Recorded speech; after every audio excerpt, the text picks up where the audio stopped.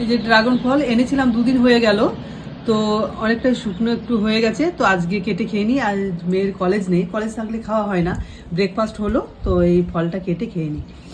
বেশ খেতে ভালো লাগে, টেস্ট নেই তবু খেতে খুব ভালো লাগে।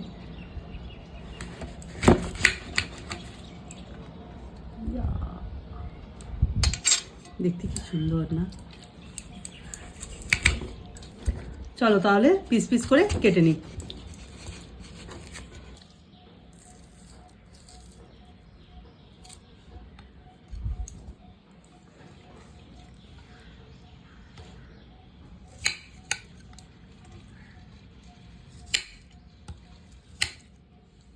দেখতে কি সুন্দর না?